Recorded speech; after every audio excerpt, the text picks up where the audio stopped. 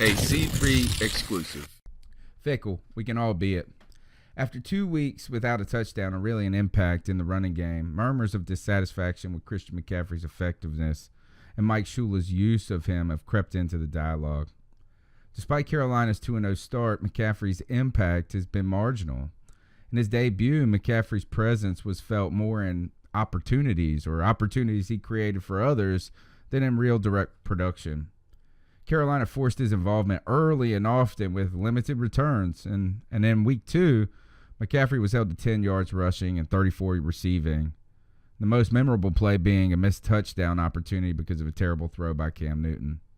Murmurs of McCaffrey's effectiveness haven't been hushed as Kareem Hunt has burst onto the stage in Kansas City or Dalvin Cook is steadily produced in Minnesota.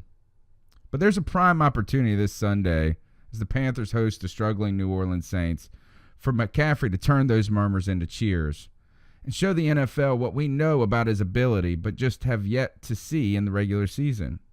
It's a great opportunity for Christian McCaffrey to have a breakout week against the Saints.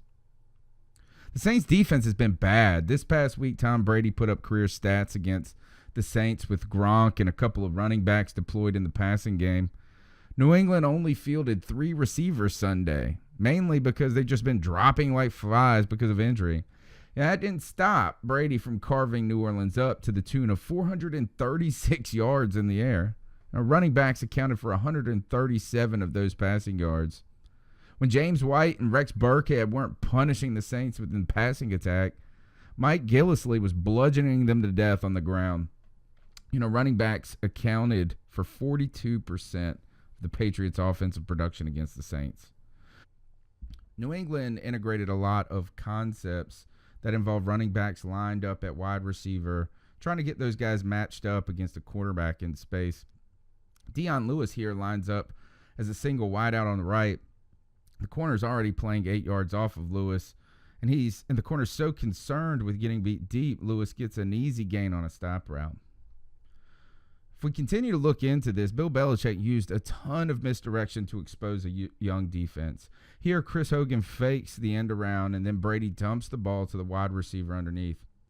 Faking to the back, then to the wide receiver, then passing it to the running back had these corners all twisted all around. New England also faked several variations of the jet sweep throughout the game to get the corners and linebackers to bite just a little bit on that wide receiver handoff, where Brady then found a running back coming out of the backfield. Here, Brady is lined up in the shotgun, and he fakes the handoff to Brandon Cooks. It's just enough to get A.J. Klein to bite down just for a moment, while James White runs a wheel route out of the backfield for a monster gain. Here again is the same play with Burkhead, who flashes towards the sideline and then turns the screen pass upfield for another huge gain.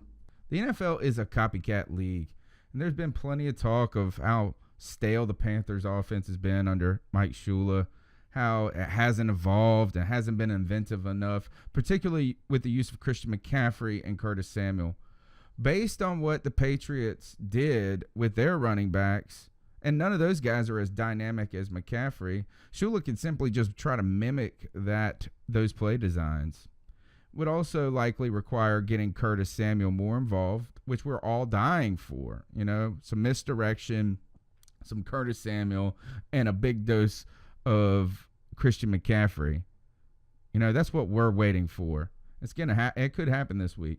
The blueprint is there, and McCaffrey has a real opportunity to do the damage we've been expecting to this point in the season. New Orleans is clearly going to be studying up on this and on all these concepts that the Patriots have exposed. But they'll have to execute, or else McCaffrey will have a big day, a monster day. That's what we're all waiting for. Be sure to check out CarolinaCatChronicles.com for the latest Panthers news and opinions from the fan perspective.